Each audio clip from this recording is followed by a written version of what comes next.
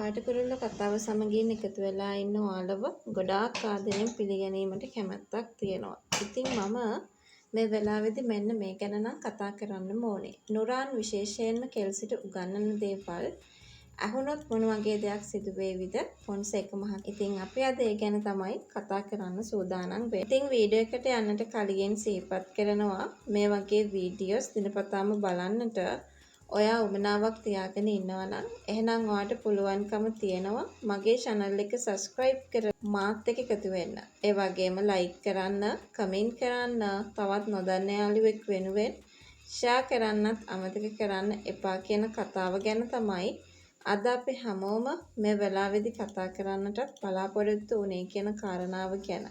අනිවාර්යෙන්ම මට මේ වෙලාවේදී කතා කරන්නට අවස්ථාවක් ලැබෙනවා කියන කතාව ගැන තමයි මම මේ වෙලාවේ ඔයත් එක්කම කතා කරන්නට සූදානමක් තියාගෙන හිටියේ. ඒ විතරක් නෙමෙයි තව දෙයක් අපි හැමෝම එකතු වෙලා කතා කරන්නට අවස්ථාවක් දීලා ඉන්නවා කියන කතාව ගැන තමයි අද අපි හැමෝම මේ වෙලාවේදී කතා කරන්නට බලාපොරොත්තු වෙන්නේ කියන කතාව ගැන.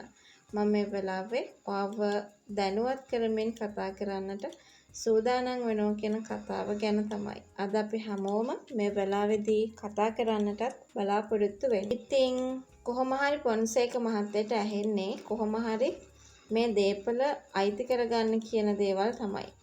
මොකද මේ දේපල අයිති කරගන්නේ නැතුව හිටියොත් ඇති වෙන ප්‍රශ්න ගැන දිගින් දිගටම කතා කරන්නට පුළුවන්. විශේෂයෙන්ම කෙවින්ට කිසිම දෙයක් අයිති කරගන්න ඉඩක් දෙන්නේ නැති එක තමයි මේ වෙලාවේ කරන්න ඕනේ හොඳම දේ කියන දේ ගැන.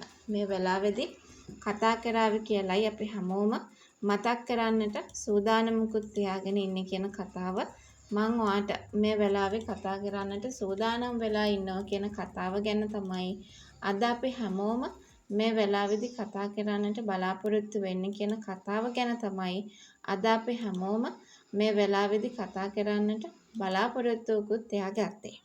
ඉතින් කොහොමනත් තව දෙයක් කියන්න ඕනේ. ඒ තමයි ෆොන්සේකා හොඳට මහන් ඉන්නවා මේ නුරාන් කියන දේ. ඒ වගේම නුරාන් දැන් මොන වගේ දෙයක්ද කරන්න යන්නේ කියන එක ෆොන්සේකා මහත්තයාට හොඳින්ම තේරෙන්නත් පටන් ගන්නවා කියලයි අද මම මේ වෙලාවේදී ඔයත් එක්ක කතා කරන්නට සූදානම් වෙන්නේ.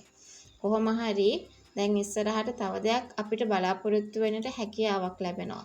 ඒ ගැන මම මෙහෙම කතා කරන්නම්. ඒ තමයි කෙල්සිට කිසිම දෙයක් අයිති වෙන්න ඉඩ දෙන්නේ නැතුව ඒ හැමදේම පුතාට අයිති වෙන විදිහට හදනවා. මොකද එතකොට පුතා තමන්ගේ අක්කට අනිවාර්යයෙන්ම නොසලකා හරින්නේ නැහැ කියන එක ගැන අනිවාර්යයෙන්ම දන්නවා කියලයි මම අද ඔයත් එක්කම කතා කරන්නට සූදානම් ඇති කරගත්තේ.